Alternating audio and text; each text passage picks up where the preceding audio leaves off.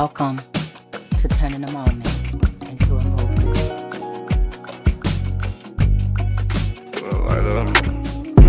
Just little light of mine, I'm gon' let it shine. I'm gon' let it shine.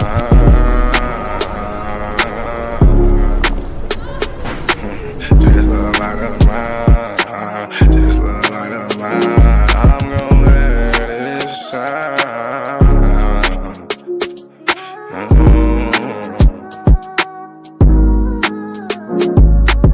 This little light of mine, I'm gon' let it shine. I'm gon' let it shine.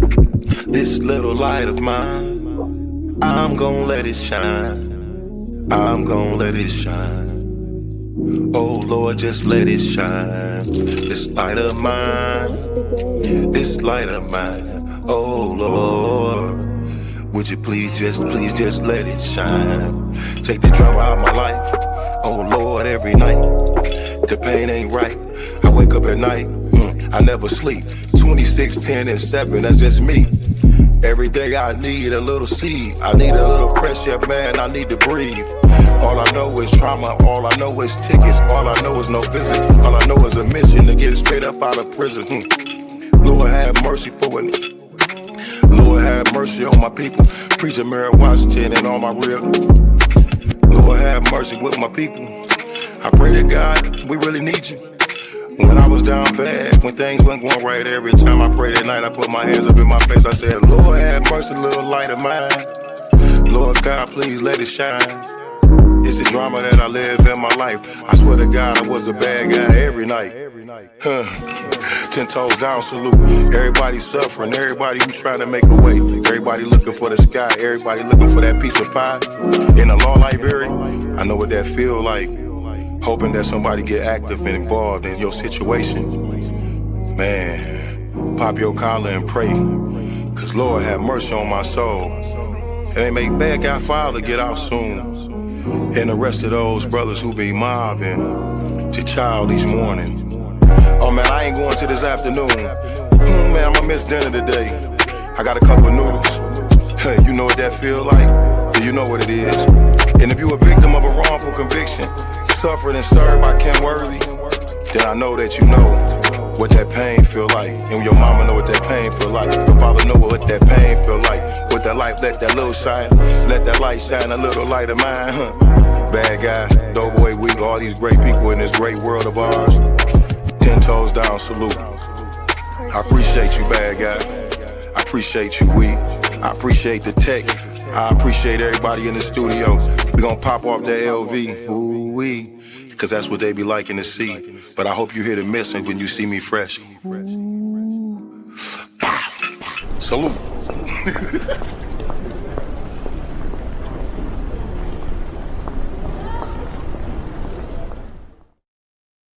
Greetings, everyone. Thank you for joining me this evening on Turning a Moment into a Movement. I am J Love. And the reason why we're here is because 5 years ago, as a matter of fact, today is the anniversary of our first rally that we had to represent Gerard, Justice for Gerard movement. My son, who was wrongly convicted of a crime that he didn't do, innocent, and he went to prison for that crime. So because of that, we turned this moment and that moment into this movement, actually. So thank you for joining us today. Our mission is to bring awareness to all that are impacted from being wrongly convicted, overly sentenced, and medically ill and medically frail in our community, to inspire, organize, and educate all communities about the needs to disrupt systems, policies, and patterns of the criminal legal system that leads to wrongful convictions. So that is why we're here. Thank you for joining us. I know we're said that we were going to be on vacation. However, we always leave the door open to pop back in.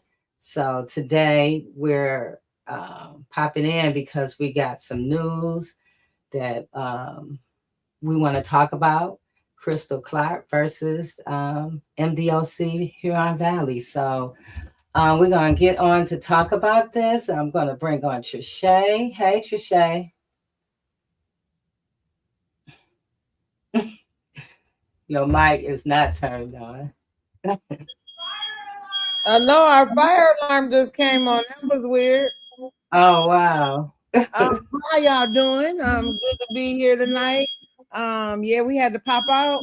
We got something to talk about, and we're just grateful to be here. My name's Trishay Duckworth. I'm the executive director of Survivor Speak, and I'm just blessed to be here. Yes, it's hot. That's why your fire alarm going on. That part. So I'm going to break on Ravitia. Hey, Ravitia. Well, good evening, everybody. Hey, T-Duck. Hey, J Love. Listen, I'm so glad we were able to pop in this evening. I am the narrative transformer, founder of the Choice Zone, and I'm really excited to get this conversation going. And I believe this was the appropriate day to do so. Thanks for calling me in tonight. Yay. And next, we have Leslie. Hello. Hey, Leslie. Hi, y'all. Good morning. Or good evening. See, this. Yes. Yeah. So, anyways, I'm happy to be here and to with folks who all have a heart for justice and freedom and family and faith. And I'm glad that some movement has been made with Krystal's case, but I'm waiting for the doors to open and let her out. I know that's right. Yeah. And a person who said we need to come on tonight. Hey, Marcus. Sorry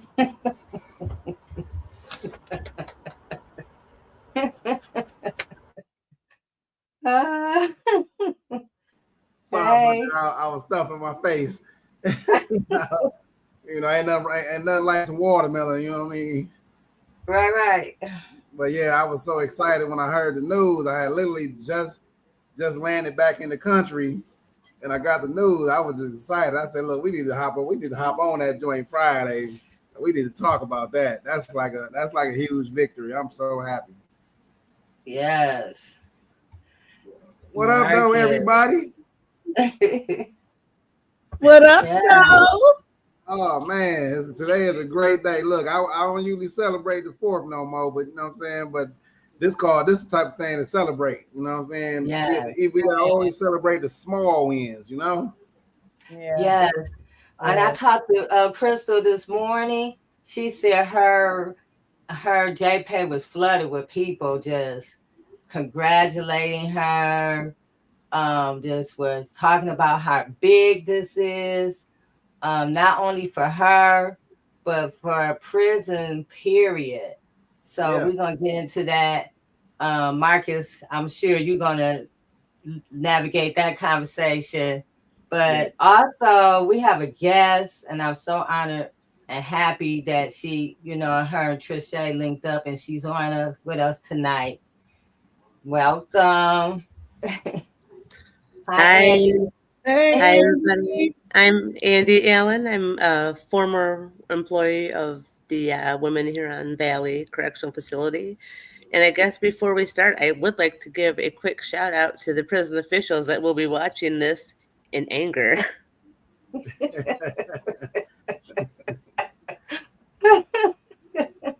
Yay! So happy you mad.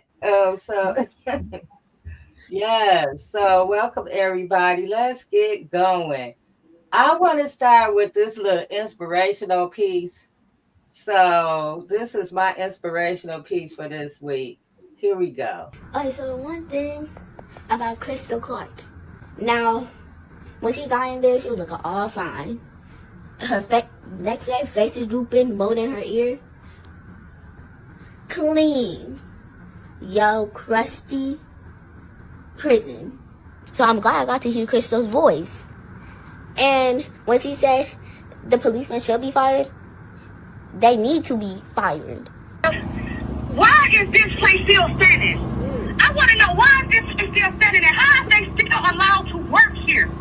But this whole medical field, the administration, they need to be fired. They need to be walked off of these grounds. These are the people who serve, the people who's killing us. They need to set her free. She been locked in there for 13 years. I mean, that's why we out here protesting, trying to get her out early. Fungus growing out her ear, she needs help. But her sister was sad, very sad. And I can understand that for real. And if you ignore this, what if it was you? In those crusty, musty prisons? Fungus growing out your ear? Your face drooping? And also, I'm talking to the governor right now. You need to set Krystal Clark free. Now, we've been sending a lot of things to you, and you've been ignoring it. That ain't right. And I'm a kid. We got plenty of adults getting you, trying to get you to set Krystal Clark free. But I'm different. I'm also trying to get her free. Even though I'm a kid. I got some of my mom's friends has kids that come protest as well. And I know this is kind of long, but still don't skip. After that protest, when I was asleep, I thought about her for real. And how it feel like to be in a prison. So Michigan Rights Department of Corrections, please let her free. Now if you don't, I will keep sending out stuff to you. I will. Set Krystal Clark free. But Krystal Clark, after she talked, she was very upset. She was yelling. I can lose my life in here, y'all. I can really lose my life, and that's what's happening. That's me speaking. I'm just asking y'all to stand with me. Use your voice. Fight. Stand with me. Which really taught me that it was hard in there. And I need you to think about, close your eyes, think about if that was you. Sad, and your whole family is trying to help you, friends, family, everyone. They're protesting for you, even strangers.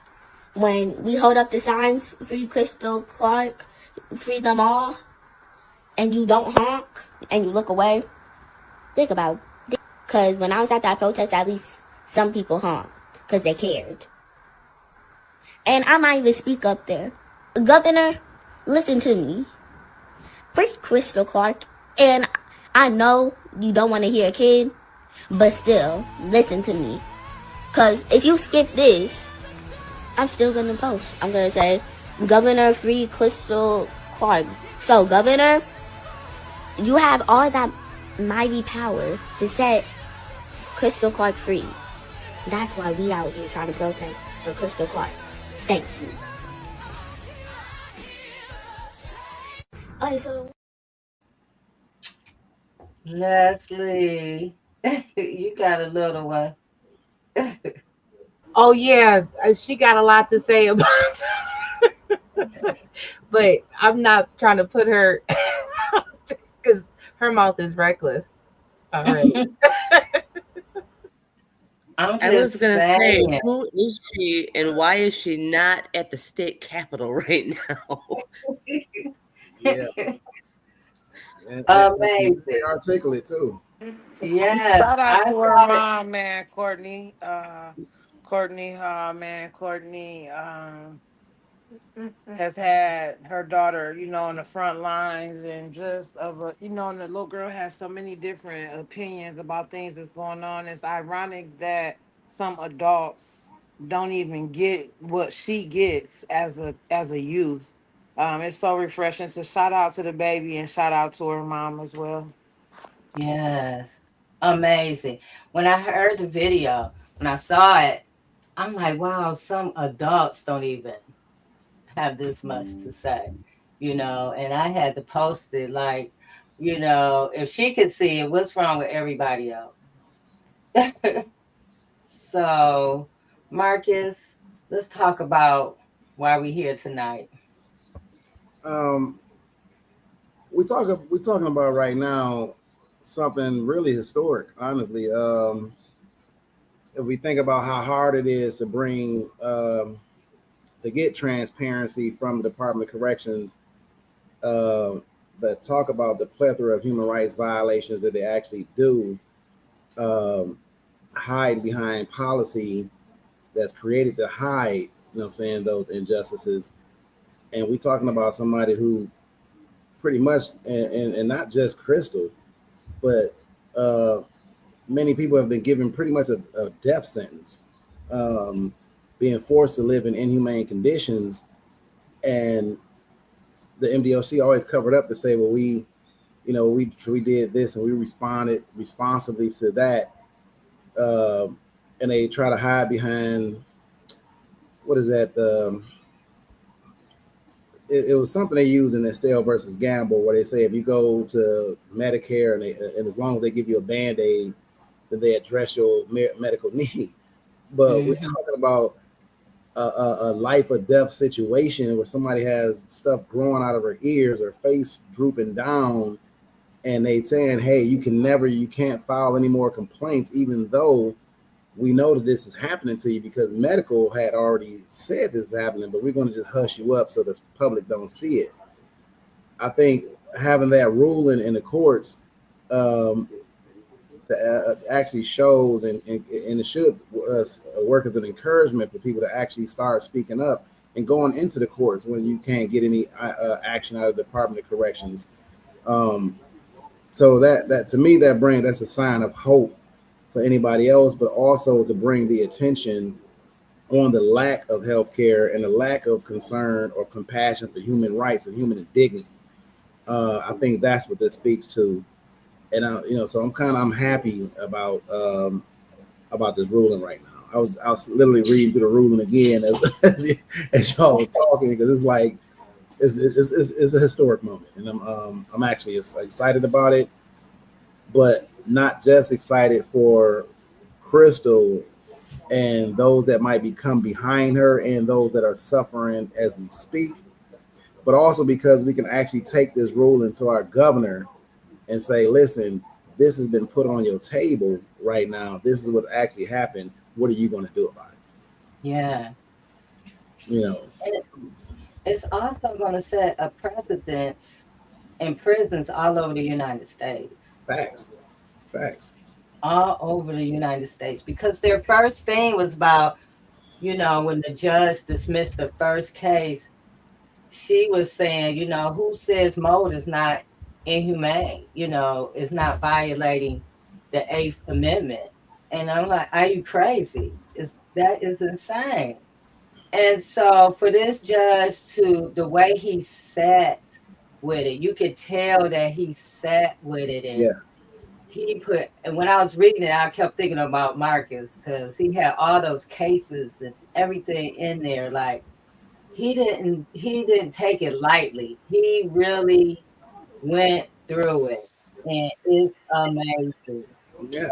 And it's just a big. It's like an attack on human dignity, yes. Right? You know what I'm saying? If you really think about it, it actually. And I'm glad you brought that up. I don't know why that slipped my mind, but as I'm reading the ruling, you can tell that the judge really sat there and put themselves in her predicament and said, wait, what the fuck is that? Excuse my language. What is actually going on here? Because if we don't highlight these things, it's like it never happened, right? Right. So the only way that this really can set precedent across the United States is if we are talking about this ruling. Because if we don't talk about it and we don't highlight it every day, even on the 4th of July, but if we don't highlight this issue, it is like another issue gets swept under the rug, and the Department of Corrections all over the United States get to continue the cycle of dehumanizing and attacking human dignity. And so it's like we have to talk about it. You know what I mean? Because all they have on the inside is us out here to talk about it. Right. If not for the legs and boots on the ground, then again, it can be your neighbor, it can be your son, your daughter, your cousin, your uncle, your mother, your father. You know what I'm saying? Yeah. So we have to talk about that. And he was so descriptive. He said the mold is eating through the bricks. The mold is eating through the doors. And so you're reading this, and then you think about Krystal, who's allergic. And it's eating through her body. And it's eating through her body. So, and then we're talking about MRSA, which is literally eats through your body. You know what I'm saying? And somebody who's already suffering from the mold, whose immune system is weakened, MRSA takes that over. So you don't even have the cells and everything to fight that thing off. So now whoever is getting MRSA, it's eating your bones out, it's eating your flesh. You know what I'm saying? So now, we have a deeper human rights issue right now. And again, it all stems from them not seeing you as human. You know what I mean? They get you in prison, and all they see is property. They see slavery. And we all know in slavery, they fed you just enough to live and survive to go out and pick that cotton or that tobacco. So here, they, as long as we can get $38,000 a year out you in free labor, you know what I'm saying? Hey, we're going to just keep you alive just enough to do that. If you die, we'll find a new person next year, right? That's really what it's about. And I'm speaking for somebody who actually been through it, so I know what she's feeling and what she's going through. So I'm excited right now. Yes. That judge, man, we need to send him some flowers or her some flowers, and I'm like, look, I was talking to my friend Nick, my people at Michigan Liberation. I'm like, man, we should be going up to the governor's office at this point now. I think that's what the next action should be, at the governor's office. Yeah. See, the thing about it is, if the governor now this really could force the governor's back against the wall, because she's been ignoring this for so long. We know her and Heidi Washington are their kids, best friends, all this and that, right? And so the judge came and told you these people do not have immunity. See, because Gretchen basically gave these people immunity because she was not doing anything about the acts, the gross negligence and misconduct that is going. Really, to be honest, there need to be RICO charges. They was trying to charge Puffy with RICO. I need some other folks to be charged with RICO too, because anytime and I asked the prosecutor this about medical negligence. Well, usually people can be charged if somebody died. Why does somebody got to die first when we see it's not true what's going to happen? And I'm like, what's going on. It's medical negligence. Why can't you do anything about it? I think what this has done is, in the way that he laid it out, there were so many different points on it. I mean, it was like there was meat in there for everybody. There's meat in there for the union people.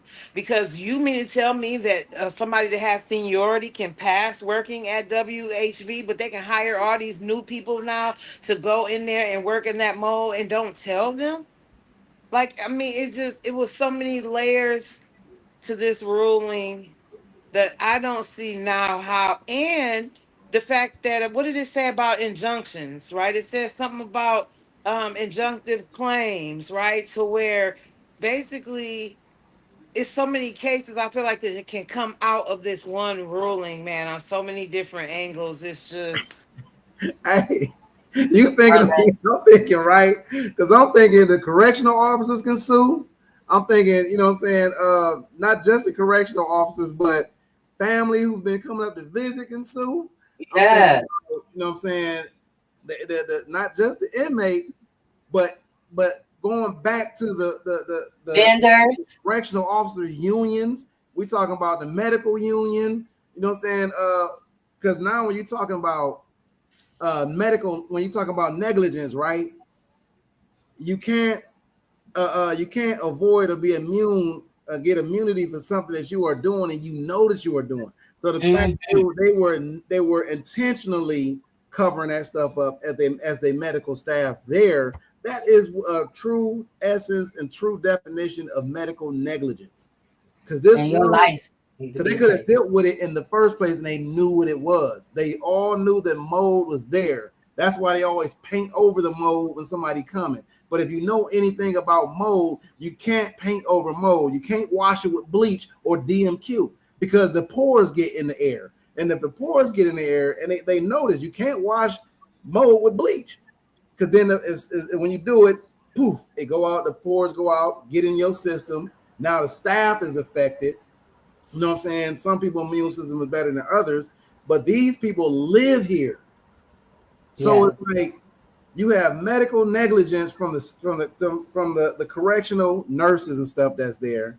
You have negligence from the warden that's there. You have negligence for everybody, and also negligence on the fact that y'all didn't even, if some of the officers take the claim of not knowing, then you have a medical negligence against the staff that work there too, because you actually endangered them as well. Yes.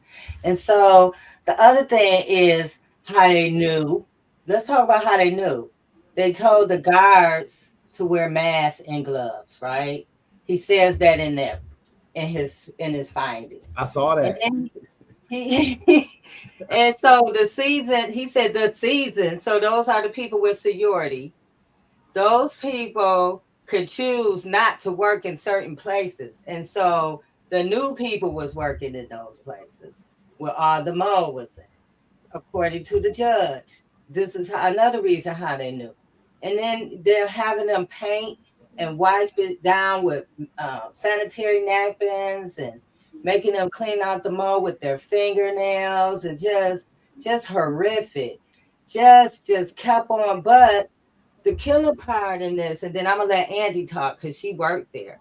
The killer part of this is Krystal speaking out because the judge says in there she's been sick since day one, since she entered that place. And so, because whoever they had, and they put his name in there, he put his name in there, who was telling all the prisoners, don't talk about this, Mo, threaten them about not talking about it. Because Krystal kept talking about it, the easier thing for them to do was say that she was crazy. Mm-hmm. And so they created that narrative. She's crazy. She's crazy. She's crazy. No, good where that lady is. Far from crazy. Far from crazy. But Andy, we're going to let you talk. Yeah, so I am thrilled about this ruling. I just actually found out about it today when Trisha gave me a call and let me know. And the joy that I felt is almost overwhelming because that place is very much like a good old boy system. All those guards in there, and I call them guards because they do not deserve to be called corrections officers. That is not what they are. They are guards. They are there to guard, and that is it. But they are a good old boys club. They protect each other at any cost. They will cover stuff up to save themselves. It doesn't matter if human life is at risk or not. They will cover it up because that is how they keep their pensions. That is how they keep their jobs. And it is not right. It is morally irresponsible and it is unethical to the highest standards. So something has got to be done about this. And this is the first step, a baby step, may it be. But the first step, this could be the first step to reform, to a reform that we desperately, desperately need. And if it doesn't happen, lives will be lost. And then the MDOC is not innocent in any of this. They have blood on their hands already. And someday they're going to have to answer for that blood on their hands. And the body count should not be heightened with mold, something that you can take care of. You can hire people to come in and get that out of there. And when it comes to Gretchen, sorry, Gretchen, you know, you're so worried about your politics and this and that over there. You forget that there are real live people locked away, suffering these horrific conditions. So her and Heidi, they get an F minus in my book. Heidi needs to be fired. Yeah, Heidi needs to be walked out of there in handcuffs. Mm-hmm. Kyle Kamansky needs to be what Kyle Kamansky is the Olivia Pope of MDOC. When I say he is the fixer, and then he has lied over and over again in court proceedings and hearings with the Senate and with the state representatives. You know, he just got clocked with the state representatives lying, saying, "Oh, don't believe what you hear about that. basically just downcasting it when he knew the whole time what it was. I think about the chief medical officer. Oh, we don't know if that's mold for sure. Oh, we don't know. We don't know. No, you do know exactly what it is. But thank you for sending out that email, though, because now we can clock that as well as you knowing exactly what it was and you did nothing. I think for me, even though this is not, it didn't let Krystal out, it started us down the road to the path of accountability. It started us down the path of the road of not just holding MDOC accountable, but our elected officials as well. A lot of people been asleep. And now this ruling came through and it's about to wake a lot of people up. So I'm so grateful that Marcus suggested, that we need to be on, but we need to be doing more community conversations, press conferences, everything that Jay had lined up and sent out to us, that needs to be done. Yes. Because I believe Crystal's coming home. But that does not stop the problem, right? No, it don't stop the Crystal coming problem. home does not stop the problem. So we need to get Crystal home, and hopefully that this will be a booster or a source of strength for the other women to start standing up for themselves. Because this is the only reason why we're here is because Crystal was strong enough to keep standing. Yeah. And I think, in fact, I know bringing Crystal home and letting them hear the survivor speak. You know what I'm saying? Just the survivor of Huron Valley, allow that survivor to speak. The ad, because it humanizes everybody in there. You know what I'm saying? Because right now, if you can dehumanize somebody and see them as less than, then you can kind of ignore that and say, oh, nothing to see here. But when you can actually see a person, a human being, then it's like, I can't allow this to happen to that person.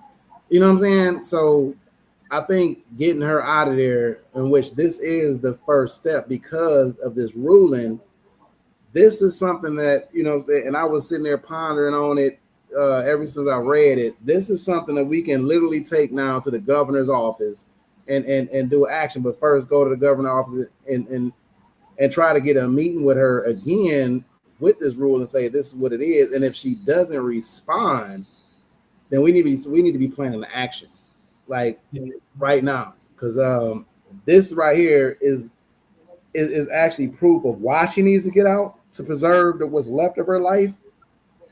But also, like you said, I see the T Doug. I'm sorry, it's always Trishay to me, but can I call you T Doug now? Because now I'm feeling fancy. So I would say now we could take this to our office with that, but also it speaks to the accountability. Now we start down the path of accountability, and and to your point, Miss Allen, I always say that we can never reform a system that was built on slavery in the first place. It was never designed to correct anything. If it was correcting anybody, why is it so packed? And why are we allowing somebody to suffer and die? Because it can't be what a correctional system is about. Because in the first place, they would be correcting the problem to make sure that this person's life is still preserved and their human dignity and decency and humanity will be saved, right? So 100% correct. We can't say corrections no more. We can't I don't even want to use reform anymore, because then what does reform look like in a system that was designed to do exactly what it's doing? And what needs to actually happen, if anybody know anything about mold, because I studied it. Thank you. Yes. You know what I'm saying? And in this case, you cannot clean a surface that has mold. You have to remove those surfaces. Yes. You know what I'm saying? Which means they need to shut that facility down. That part right there. I was about to say, because in that ruling, he speaks about how much mold in there. He talks about that. He talks about how the filters haven't been cleaned in years and how MVOC sent somebody in there and they have the records on their own records. They told them how the mold levels in there was dangerously Can high. we get them records? You know, we can FOIA it, but can we get those records to take up there too? Yeah, we gonna have. Yeah, and the fact that it's already deemed inhabitable. That part. It's already deemed inhabitable, but they continue because in Genesee, wait, is that what county is that? Washington. In that county, as long as in Ypsilanti, as long as you are working on the building, they won't condemn it. Yeah. Right. So in actuality, the building should be condemned.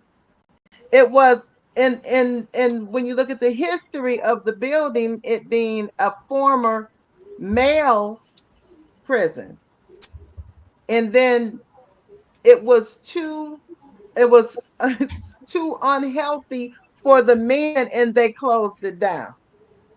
But you reopen it for females, for the only female prison in the state of Michigan. And so this, to me, I agree with everyone, all the words that have been spoken thus far. But for me, it was the qualified immunity no longer is a factor in this situation. We need to get beyond that to say, no, you are going to be held accountable. And that's what this means. And to me, this sets precedence right now due to all of the reopening of all these other prisons now. See, people need to understand what's happening all over the country. Yeah. And our reliance on this horrible system where we have been housing people and killing them. And not just, and see, and we talking about, right, in this case we talking about a physical death, right? We talking about physically killing people off, but all over is a mental issue too, because it creates a what we call post-incarceration syndrome. But the culture of prison creates a mental illness, right? Because now you got some people that's looking at Krystal dying, and they want to say something. They forced to live in here, but they know if they say something, they're gonna punish everybody on that yard. And I'm talking about taking away the little bit of privileges and little bit of liberty that they do have, as far as phone calls, visits, things like that. And they know that those things is to come. So I can't really speak up, because then they're gonna crack the whip on me too. So people play along just to get along, hoping just to get out of there. But then you have officers in there too that, you know what I'm saying, that don't even realize the power that officers have. Because you have a correctional officers union. And because this rule came out and said that this place is inevitable and said that this is an issue, then they're not obligated to go and put their life in harm's way, and they can't take their check from not going. So just imagine. And back to what Andy was saying about it being a good old boy system and everybody protecting each other. You know, they're worried about their pensions and stuff like that. But you're not worried about your health. That's because right. Krystal is highly allergic, right? And so you see, what you see, Krystal, is the manifesting of it being her allergic to the mold. But you're coming in there every day, and you know, you got mold in you. You better believe that you got mold in you, because the way it's worded in that thing, it is so high that it would be like, I don't know, like you would have to have some kind of mold in. I couldn't even see like nobody not having it. And you know what the sad thing is? What really, really bugs me is that these women, it's so hard for them to come forward because they can't write a grievance. Because if they write a grievance, they're putting ad seg for that. They have their phone privileges taken away. They have their visitations taken away. And people don't know that. And that is cruel and unusual punishment right there. That is so illegal. And, you know, I remember this one time someone had written a grievance out about something, and that guard took that grievance and gave it right to the guard who it was about. And that's the kind of stuff that goes on in there, you know. And so those poor ladies, I mean, those poor ladies. You know, that's why the judge, before this ruling, there was another ruling back in March where the judge said, hey, this grievance process goes to nowhere.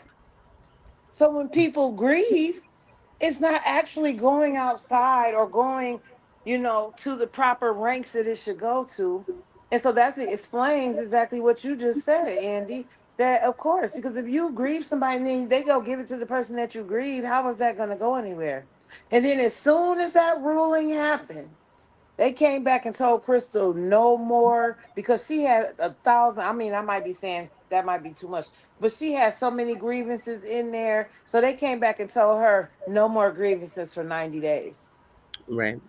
How you gonna tell somebody they can't make a grievance in 90 days? Oh, because you know that these grievances that she wrote is what got y'all on the If it hook. goes above 70, I think it is. The number is 70. If you have over 70 She grievances, had they can stop. 70.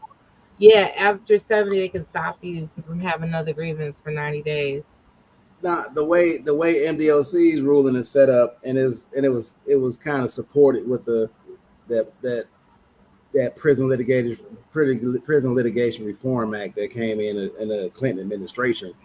But the way they got it set up is if you file more than 5 grievances in 1 month, they put you on grievance restriction. They did me like that, and they try to restrict you for 90 days. And you know what I'm saying? In fact, her grievances, she had so many that they just piled up and just got thrown everywhere until when people started looking at it, then they put it on grievance restriction. But they usually do it if you file 5 in 1 month.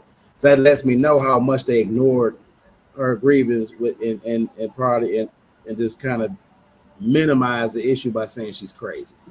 So it actually speaks to a lot. But I would like to have this conversation with the correctional officer union, because their officers are also in harm's way at this point. Anybody who works in that facility, and they can actually speak out on that.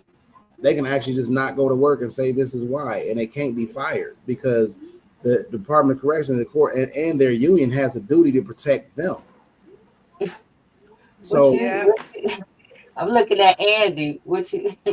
Oh, they can be fired. They'll find a reason to fire them just for coming forward. Absolutely. No, and that's true. They would actually want them to fire them because they breach their own contract, and then they can sue them for firing them in retaliation, and they can get a lot more money. At the end of the day, they have a duty to protect their workers and their own contracts.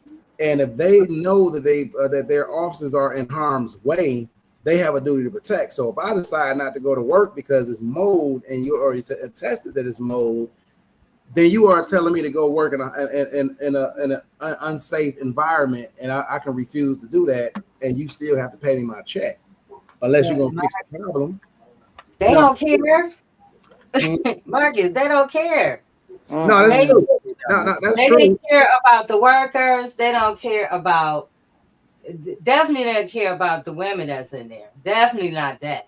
Yeah. Because they care, because even when the men were in there, the men, they had a problem with that facility. It flooded. I just talked this week. The sewage is backing up out of the toilets. Krystal was calling me one morning and she's like, it's flooded in here. The sewage is backing up. But then when we had the community conversation, there was a gentleman who was actually in there, and it was doing it in the 90s. So this prison has been a problem, and nobody did nothing about it. If this stuff was going on in the 90s, can you imagine? Krystal says to me, you can smell it. Yeah, I remember when they shut the prison down, because like I said, it was a male's medical facility at one point, and they shut it down. They sent everybody who was in there to a Riverside facility, and it was a huge MRSA breakout because all of them who came, all of them had MRSA, and this was in like 2000. It was like 2004, 2003, 2004. They shut it down back then as a result of MRSA and floodings and stuff like that. It was a big, huge MRSA outbreak, and they didn't tell nobody in the facilities that they sent them to. So when they sent all of them medical people to the regular prisons, a huge MRSA broke out in Riverside prison, and everybody on the yard got MRSA because they mingled with the regular population. So having a MRSA breakout right now doesn't surprise me because it happened in 2004. You can go in the records and see that they shut it down. Man, look, about maybe when was that, Jay? About 2, 3 weeks ago, I drafted a letter to the union because I wanted to know what they thought about this, right? Like, these are your workers, right? Well, first of all, did I say I drafted? No, excuse me. Our boyfriend, Chat GPT, drafted What one up, heck of a chat? letter. Right. One heck of a letter, right? Well, then we get this ruling, and it said that the senior officers don't got to go over there. They Oh, so that knew. means y'all know? That means that you knew the whole time. So I said, oh, let me pop this in here in the Chat GPT, and I asked it, can you update this letter to let them know that we knew you knew, and now you better get to telling your new people that come in there. If you notice, they've had like 2 or 3 classes of new folks that are gonna, and a great majority of them. Some people I even know. I feel so bad for them. I be want to tell them, take you a shot of oil of oregano every morning before you go to work, because to people that's life changing. To make that kind of money, to get benefits and think that, okay, I'm gonna go in here and do some good. How you gonna go and do some good in a place that ain't no damn good at all for Mhm. nobody, including you? So yes, the union also needs to be held accountable and should be held accountable by the workers who they did not disclose. All of those new workers should have been disclosed of what they were going into when they got hired there. But the union should also be held accountable criminally too, Because they know. because they knew. Um, They I have a heard this list of off. people that should be so held accountable. so the plan, go ahead. I'm sorry, Wait, Mr. Andy. go ahead, Andy. No, I was just saying there is like a list of people that need to be held accountable, and it starts right with Gretchen, right down to Heidi Washington, and right down the chain, because every single person in a higher that works at a higher authority, they know about the problem.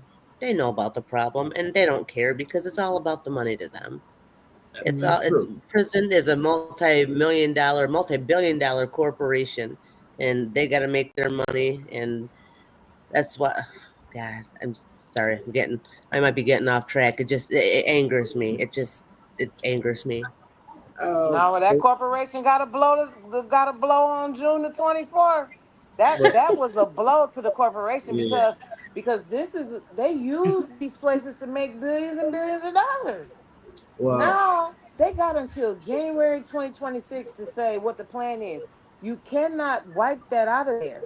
All that mold that's in there, they got to shut that place down. It ain't nothing Andy, else they can do but shut it down. but see, So Trisha knows. Okay, first of all, we have to start building power. Trisha knows how to build power, don't you, Trisha? How do you build power, Trisha? with the people. Organize people and money, right? With the people. So That's Mhm. right. yeah, so we talking about organizing people and money around self-interest, right? So in this situation, I think we can try to get the correctional unions to turn on them and say, hey, we did not know this, and we would not put our workers in harm's way. We was not told this. And if we can just get a conversation with the union president, take that article over there to them, let them see that and say, this is what's going on. This is happening to your workers too. And then try to build that power with them, you know what I'm saying? And then take all those things to the governor's office. Now we have a situation. But and when we go to the office, when we go to the officers, Gresham's space, make sure we have media out there too. Let them know why we are here. It Mhm. doesn't make any sense to protest at the prison at this point. We got to take it to the person who can do something about it. Right. Because they already know what's going on Yeah, they don't give at the a, prison. They've been new for years. they gonna still get Um, paid, and You they're know gonna what? still fight for their slaves, or fight to keep their slaves in there. So they don't care about it as long as they out there picking cotton. You know what I'm saying? We need to go to the person who can actually free them. what I'm saying? The person Right. who can actually do something. That's the governor. Mm-hmm. So I think in the meantime, while we planning the action, this is just my thought. I think we start planning the action now, and we get with whoever has the president of the correctional officers union president, whoever can get that contact information. We get to sit down with them and run it down to them. And we try to bring them over to our side too, to say, hey, nigga, you fucked up and you wrong too, but you can fix this by so you can say that you don't know, and you can actually stand with us, because if not, you getting shot too. You're gonna definitely get shot. We shooting everybody. So if you can come and walk over here and you can watch, we gonna work with us, or you're gonna be getting shot too. But we definitely going to the governor's office, and this is definitely going to be a bigger fight than just this about Krystal and the 4 other names that's in this complaint. It's gonna be about every particular person that's in that facility. Yeah, and that's gonna spread to Jackson. It's gonna spread to Ken Ross. It's gonna spread to every prison that y'all know that y'all been doing this at. Yeah, and I believe this judge has the opportunity to set precedents because of that. Definitely. Because no longer the only thing that was blocking at every point was the qualified immunity. And I really want to hone in so our listeners understand how not being accountable gets in the way at every turn. It just blocks everything. Well, because of qualified immunity, the right to be free from mold exposure, as it poses a serious risk for incarcerated persons' health and safety. They finally said it's not clearly established, but prior to that, it was like, we don't have to do it. And I that's what people need to understand. When they say qualified immunity, that means that person, that organization, that system, they don't have to be accountable. You don't matter. You don't matter. And no one mattered because of that one statement. Now, because he turned that around, it all matters. And like you said, it matters for everybody. It's going to matter for the nurses. It's going to matter for everybody up under there. Yeah, I like that, Marcus. It does. Sounds like legal slavery to me too. Exactly. And I'm gonna tell people that never had qualified immunity, though. Let's start there. Okay, we happy because the judge said this, but they never had immunity.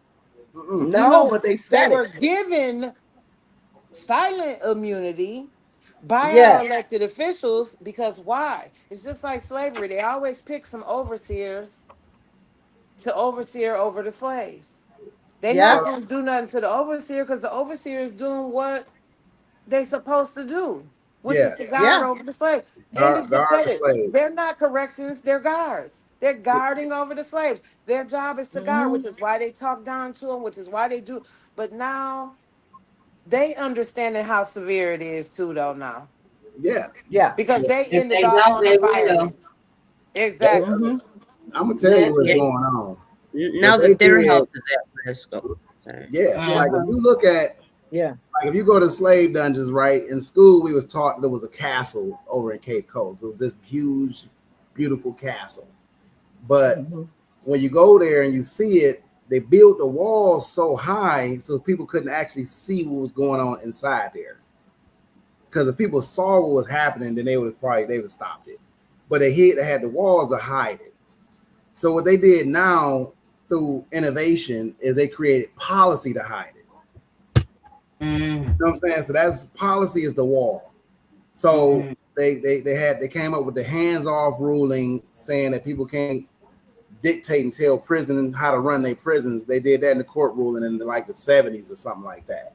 Then they came up, like I said, they cracked that down. Then they came with the Prison Litigation Reform Act to block what goes on in prison, to give prison full control on how they run their prisons. However, what this ruling just did, is it cracked that down now to say, wait a minute, if this is what y'all doing, perhaps it needs to be oversight, and it's not going to come at the behold or the behest of a well, they put this person in. What is they called? It's supposed what that's supposed to The be like. ombudsman. Ombudsman. Yeah, a bondsman. They put a bondsman there, right? But then you got to think about who this bondsman is. The bondsman is somebody that the MDOC chose. It's nobody from the community.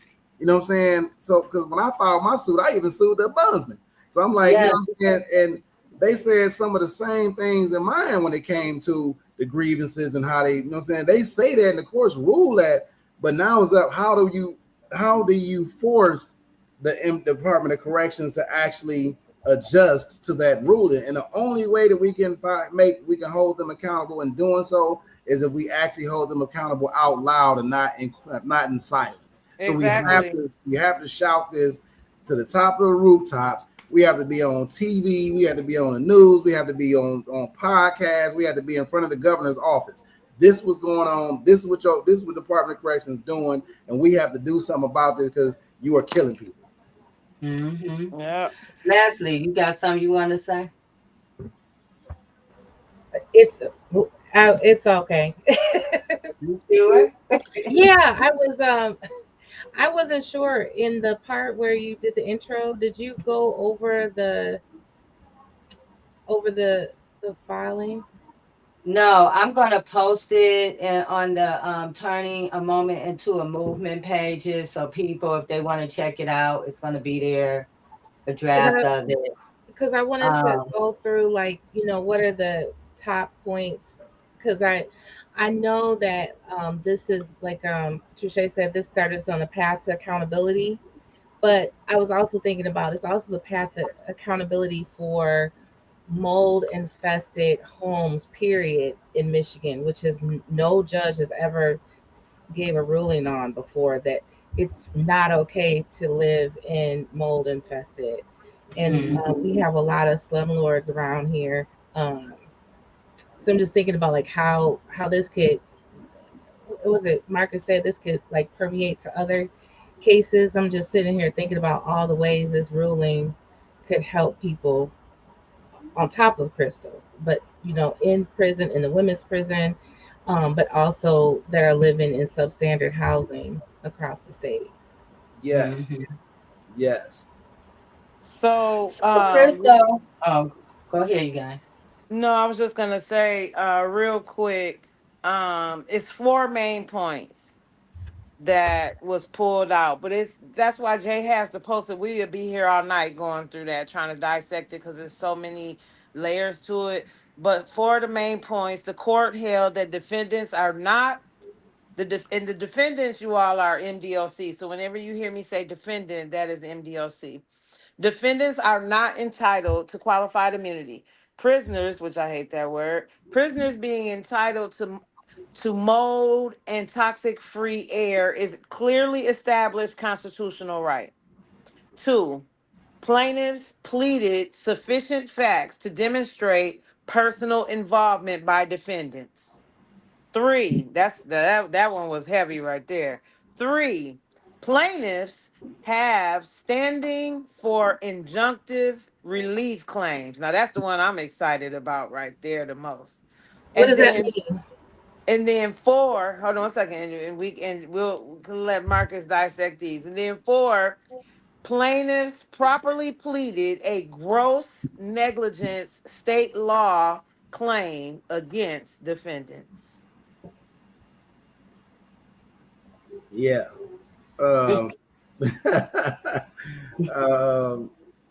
I mean, to me, is really plain as day. Is saying actually that their actions were intentional.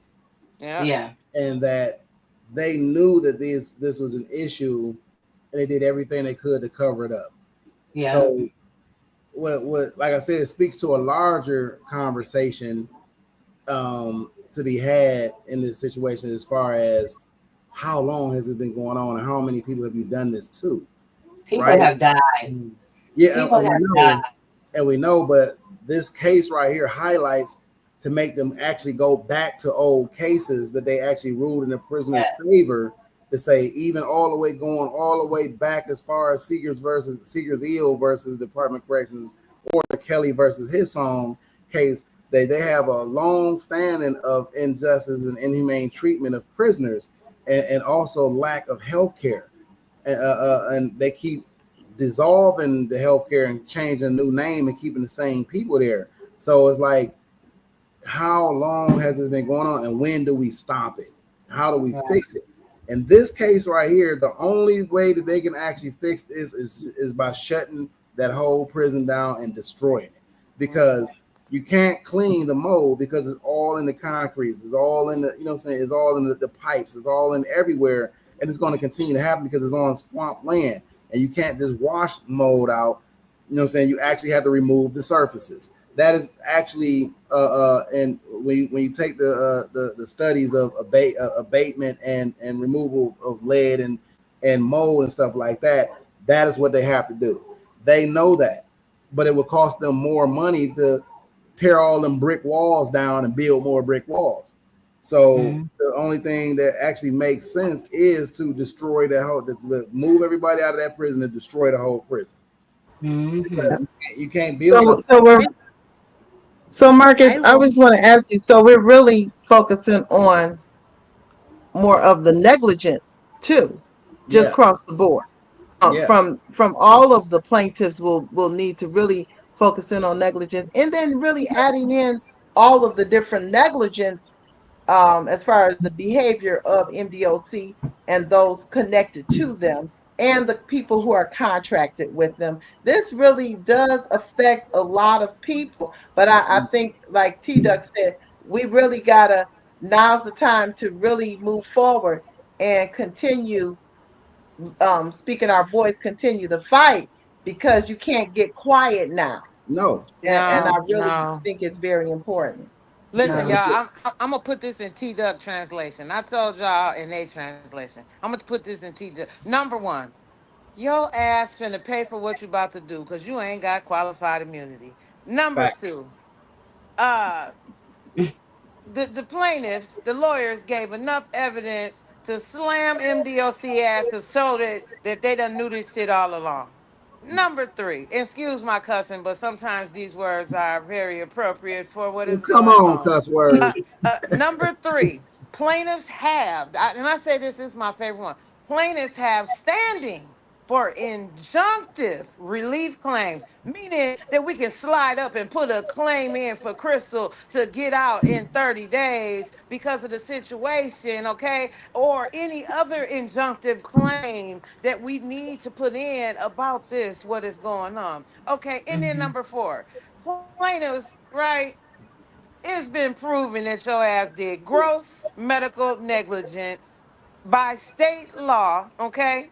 And so with that being said, you better watch out because you could be charged criminally. Yeah, I think, and the powerful part of that injunction relief, and I'm glad you keep going back to that, is the only injunction relief that we can ever have is shut that whole facility down and move everybody to a different facility, which they can't do, and let and release Krystal immediately so she can get the care that she needs. You know what I'm saying? Yes, because on the record, it's on the record that the doctor already said that she is not going to get better as long as she's in there. And I want to leave that into Krystal. Yeah. Yeah. They give us the chicken for the holiday. You open the tray, and most people's chicken was full of blood all in the tray. They tell them to go cook it. We go put it in the microwave first to cook the chicken. This is ridiculous. Y'all give us some bloody, half-done food. And the supervisors and surgeons right there, this is sad. So everybody come back trying to cook their food and stuff. This is just so sad. Like, this place is just terrible. Like, how you give us bloody food and how you don't have enough food to feed us? Like, man, it's just so we walk all the way over there, and dang, I'm already short of breath, chest pains, and the meal that they serve us, like, this is just bad. Just bad. It's so heartbreaking, like, sad. I'm just tired of this. I had to, like, man, like, it was just people just, they don't have no food to eat, so they had no choice but try to come back and cook some bloody chicken, food. And on top of that, you got other food in the tray, so you just got to eat stuff like that. This is just crazy, man. This is crazy, and wonder why that people get, man, this is sickness. This is so sickness. I just told myself, I just went in the room, I just like, man, this is just sad. Like, this is just on top of this, what I'm going through, like, we don't deserve this. Why is this place still standing? I don't understand this. I just don't understand, like,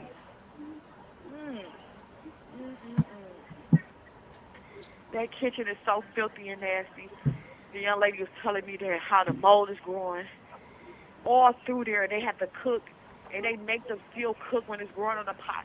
It's going on our plates and all kinds of stuff. And that's the stuff they make them still use. Like, this is crazy, man. And you wonder why people are sick in here. Like, this is crazy what is going on. They not eating like that. They not eating that food. They not drinking this water. They not showering and breathing and inhaling this stuff. Why is we allowed to? We still human beings. Oh, man.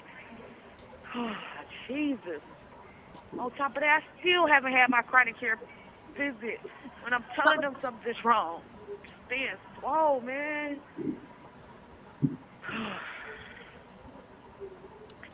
Man, I don't even know what to say no more. I don't even know what to say no more because you said it.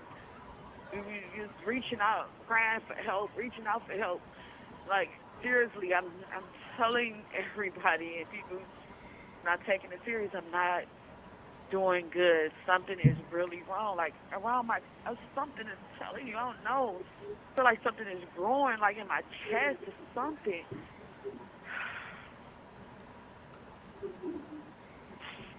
I'm tired of this. My headache still hasn't went away. Like my body is burning. You get the tingling and numbness is all in my face, all through my body. Something is not right. Hot. My head hot. I'm hot. My body hot. Something is not right. Trying to push yourself to stay strong. Trying to ignore the pain, ignore your body. I can't keep on doing it. I just can't keep on doing it. I need to be in a hospital, not a prison hospital. In a real hospital, just gonna do the right thing and save my life before it's too damn late. Yeah. I know. That feeling, and I'm just trying to ignore it and just pray to God to keep safe. Something is going on. Something is going on. It's doctor, just keep on. Just keep on. Nurses over there treat me so unfair. Tune their nose up. Go to med last day. We got 2 lines. They don't be caring what line we get in. All of a sudden now, I stand in line, go to the other window. They made me go to the other one. They are playing games over here. They are playing with everybody else. The lady behind me, she let come right up there. Like, what kind of games they playing in here? Like, why is these people still here? They should be walked up. They should be in bars and handcuffed. It's crazy how y'all get mad at me because what y'all done, what y'all been covered up for so long. When I've been telling y'all from day one, I came here telling y'all something is wrong. Like something is going on in this place is making me sick and something wrong. They knew it all the time was this mold. They knew the whole time what it was and we kept on telling them. And people still could be living if they took it serious. They could still be here. People's loved ones can still be here. You wonder why people They say they can't do it, and they tried and they took their life. There's people that I knew and I grew with, and kept on telling them that this place was affecting them. They took their own life.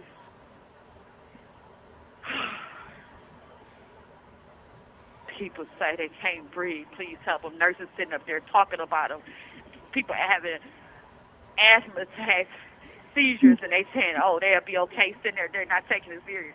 Some people could have been still living. Doctors going right along with it. Like, no, this is crazy. I have witnessed it. I have seen it. This is crazy. And I'm one of the ones they don't take serious. And I want to say it. I want to say, how could they not when you got proof? And you wouldn't even have to have medical records. You can just look at me and tell something is wrong. I can't. This is crazy. It's so crazy. Sad, fellas, y'all. When these bathrooms running over, leaking, moldy showers. This is stuff we living in. This is stuff we going through. All this stuff blowing out our vents. We ain't helling it. This molded infected place needs to be shut down.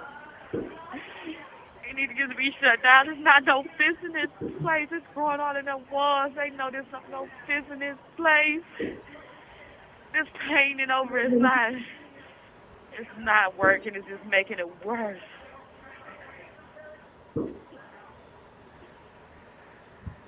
It's so wrong.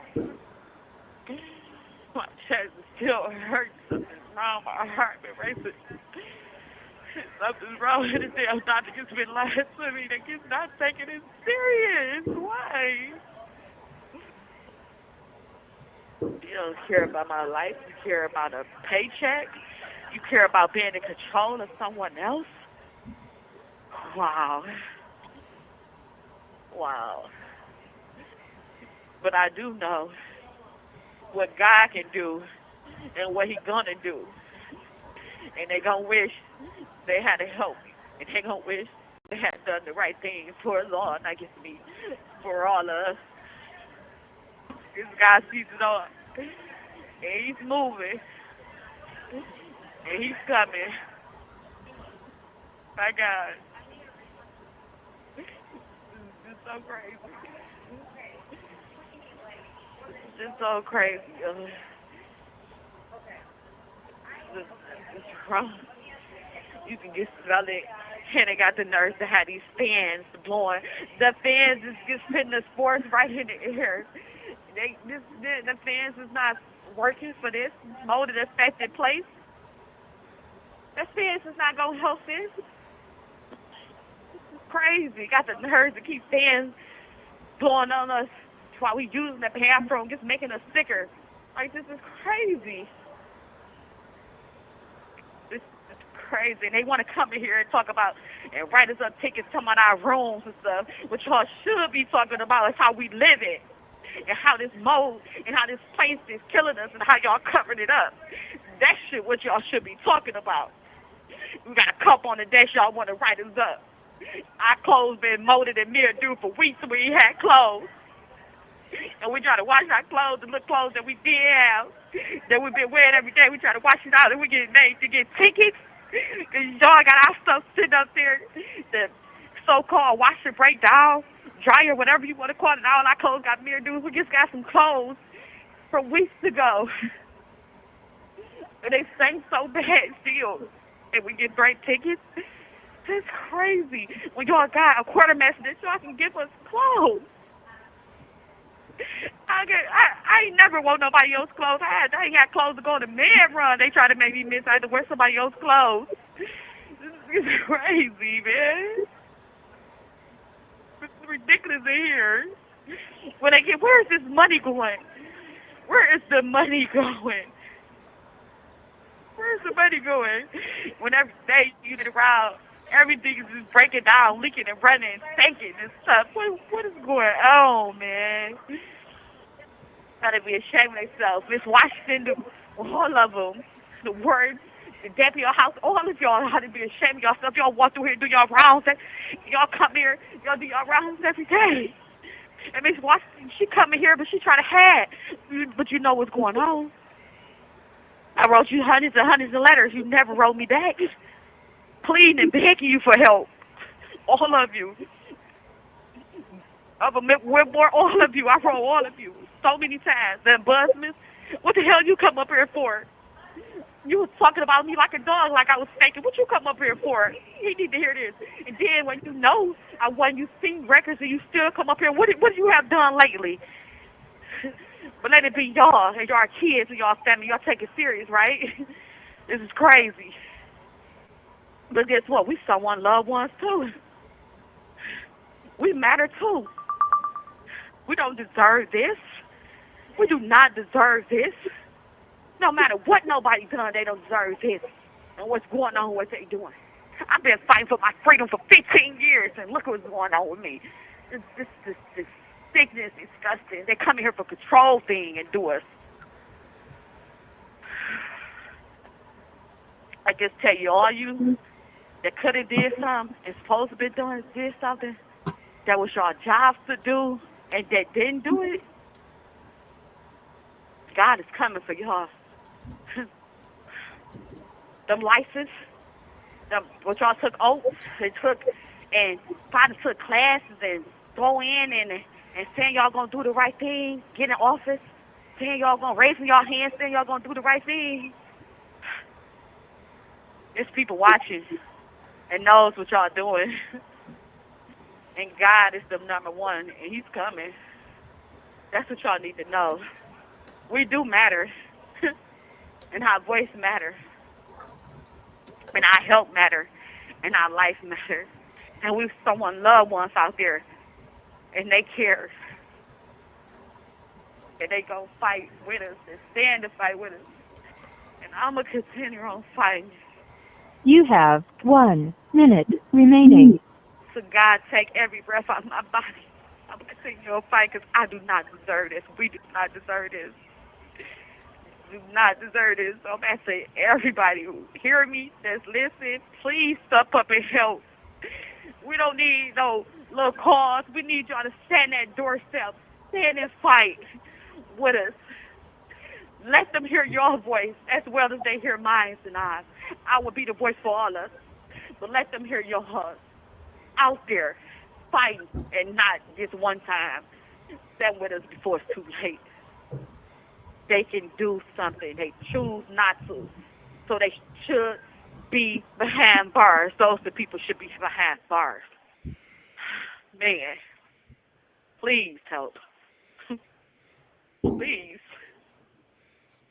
Got medical records saying I only supposed to be housing this, and they still not doing it. Thank you for using GTL.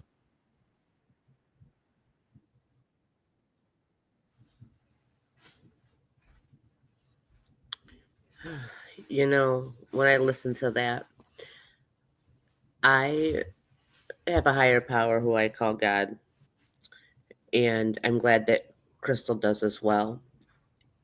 And I don't think that she might know this, but I don't know if she does or not. But she is the voice of the women right now. And I think that this woman is so strong and so courageous. And I think that she is going to end up saving so many lives. It's just a matter of time. Yeah.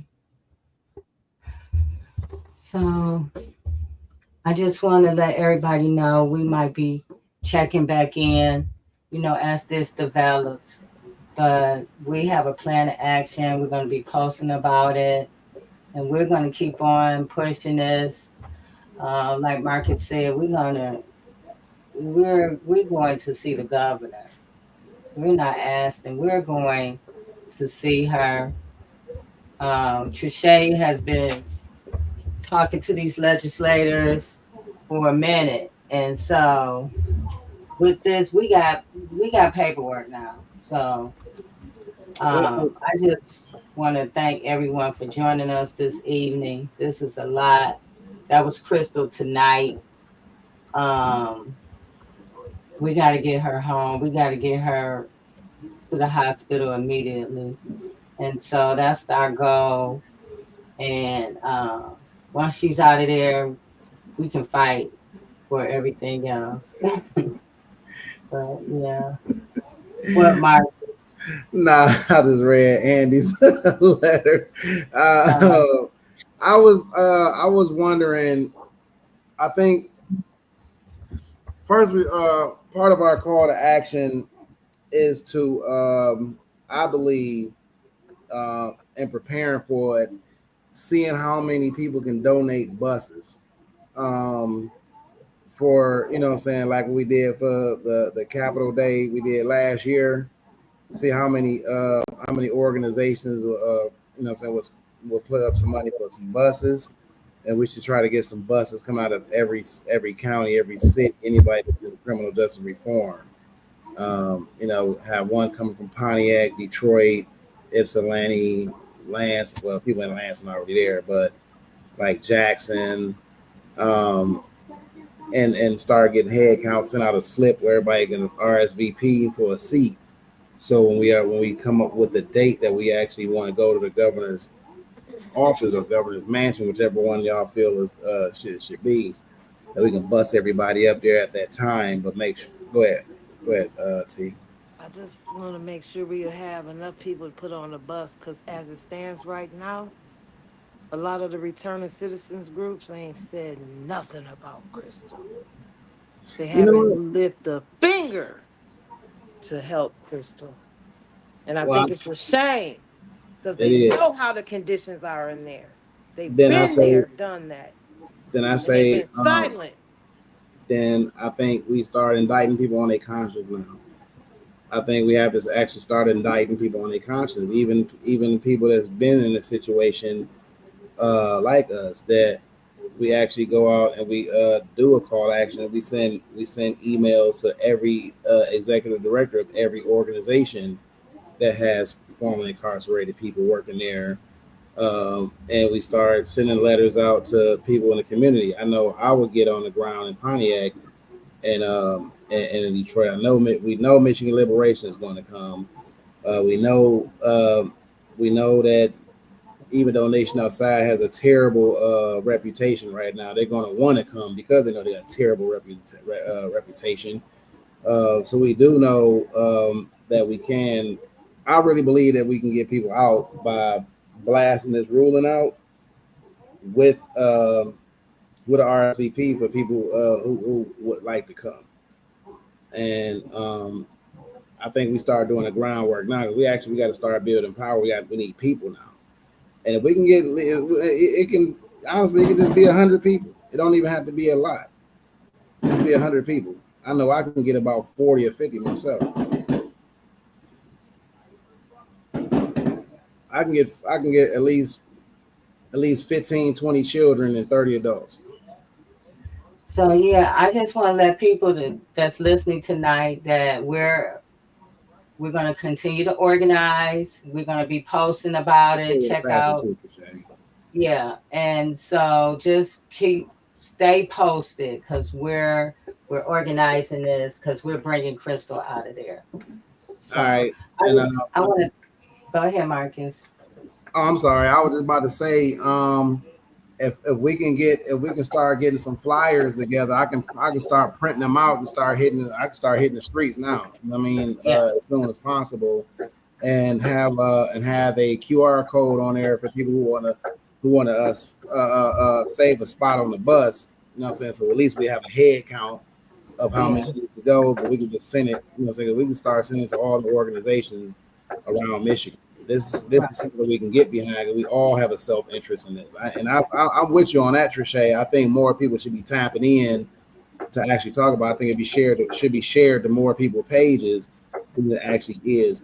However, I think now, and I want to acknowledge that I feel your pain right now because I feel the same way about my brothers and sisters that have been formerly incarcerated that actually forget about their brothers and sisters. But I think now it's time to start indicting people on their conscience. We did an educational piece on it. You know, I've been doing that for a while. I think it's time for people like me to actually get out and start hitting doors. Yes. And I'm So sorry, I didn't mean to say nobody's doing nothing. I didn't mean to say that, but No, you're right. for all of the groups that are out here, I just don't see what I would thought would have been good representation of our folks that know what Krystal going through right now. That's all. And No, I no, mean to. no. I do not want you to minimize what you just said. What you just said is a and excuse my language, I'm about to cuss. What you're saying is a fucking fact. You know what I'm saying?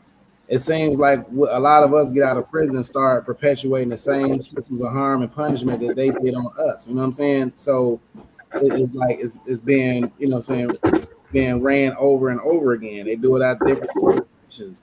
So this is one of them things that I think can indict people on their conscience at this point, especially with this ruling that just came out. So Yeah.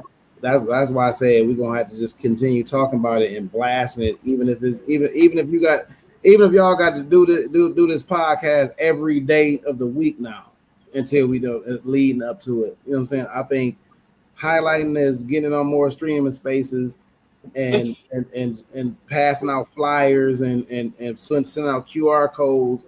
We pick a date that we're gonna go, and somebody has to find a date that we know the governor is going to be in office, and we just pick that date and just have everybody start signing up to show up for that date, and then we know who's going to need transportation, who's not. But we actually going to need at least 100 people up there. I'm sorry. I just want to be the one to say it. I'm not allowed on Huron Valley's property anymore. But you can go to the governor's office. No, I was gonna say if someone could like take Jeremy Howard and invite, that would be fabulous. I think especially him. I'm ready to start kicking into action now. You know what I mean? With this ruling, we need to start taking action, because we can't let this ruling just be another ruling and it keep going. We actually have to do something about it. Right. And the judge did his job. Now it's up to us. Now it's up to us. Now I'm talking about leaning on the elected officials that's in that district. You know what I'm saying? I'm talking about showing up to their fucking office.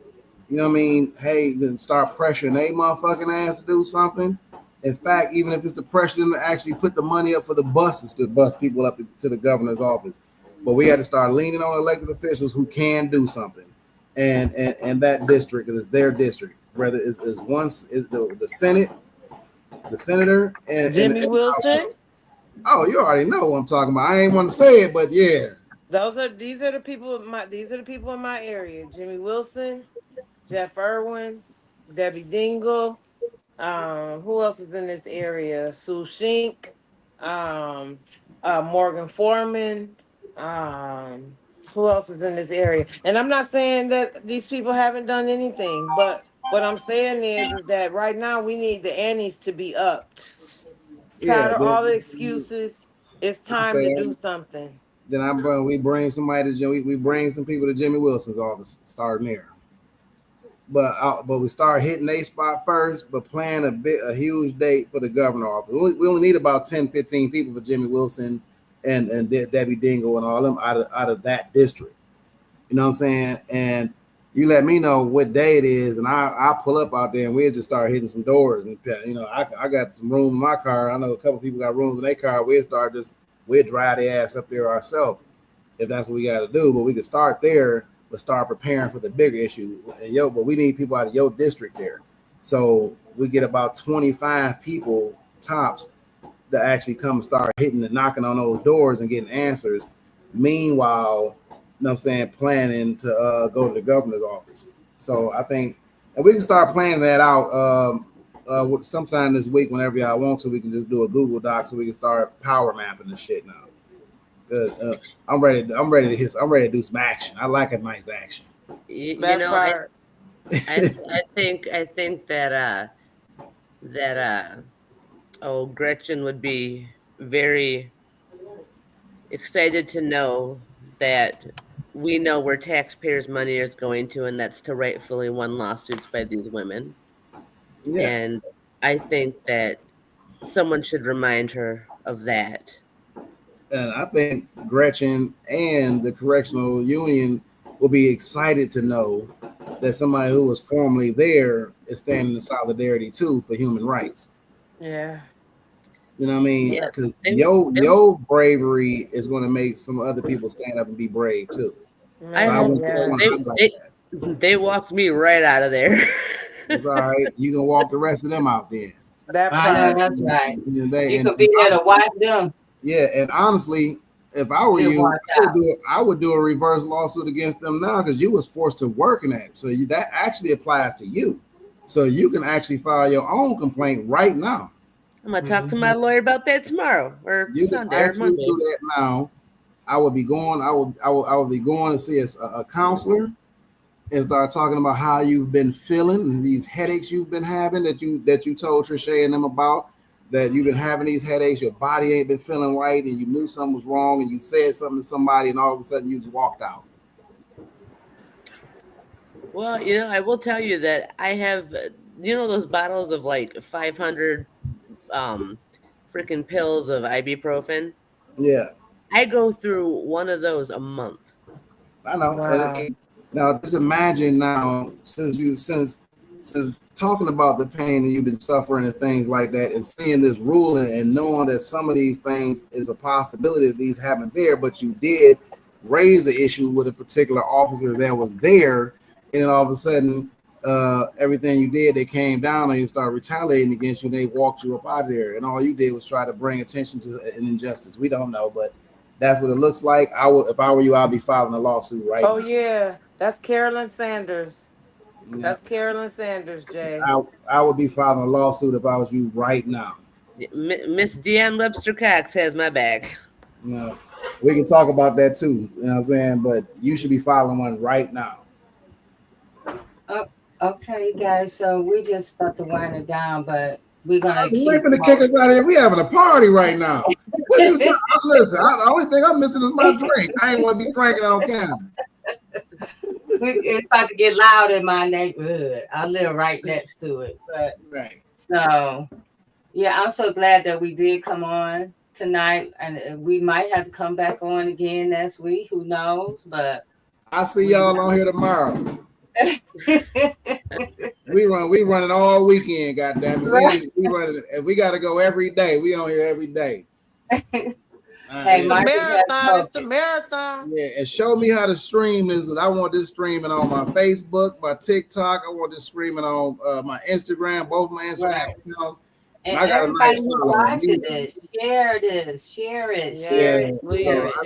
It was showing something on here how to do it, and I tried to do it while we was on the call, and it kicked me out of here. So, yeah, I ain't really tech savvy like that. So, we need to figure out that because I want to make sure this is streaming every time we on here. I want everybody that's on my page and on all of my accounts to see this shit too. Yes. Well, we might be back to. Who knows? We could be back tomorrow. Hey. But yes, thank you guys. We finna power map tomorrow if y'all want to. Let's feel free to invite me back anytime. Let's take an hour out tomorrow and do some power mapping if y'all are good with that. All right. Okay. We're gonna start doing some power. So tomorrow we're gonna power map. Y'all pick a time, let me know so I can make the time. And also, Miss Allen, we want to talk about with how this going to affect you and how you can do a reverse lawsuit against the Department of Corrections and the Corrections Union too. Yes. The Correctional Officer Union for putting you in harm's way and firing you for talking to somebody about it. You know? Yeah, it was more than just the mold that I talked about. So, anytime somebody want to fire you, if you bring up a complaint, they're gonna find all kind of other shit to actually fire you for. But we know that it stemmed from that because, Trisha told me that, so you said something to an officer about the mold. You know what I'm saying? That's just what I was told, and I said a lot of things to a lot of people, including Jeremy Howard, and they searched my office and tore that apart, and they walked me out so fast. But the best thing was, as I was getting walked out, I looked every single one of them in their eyes because I knew that they knew that I did the right thing and that they're still there working in a corrupt system. Yeah. Well, power map tomorrow, everybody. All right. Peace. I love y'all. Have a good weekend. Be careful. And again, before we go, I just want to leave this with everybody and with all the viewers and people that's viewing. If you can't free your mind, you can never free your body. Thank you, guys. Good night. Very good Good night. night, guys. Little light of this little light of mine, I'm gonna let it shine. I'm gonna let it shine.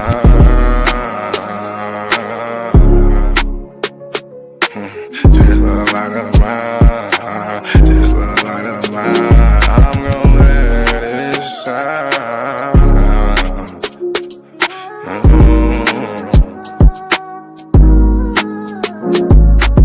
This little light of mine, I'm gonna let it shine. I'm gonna let it shine.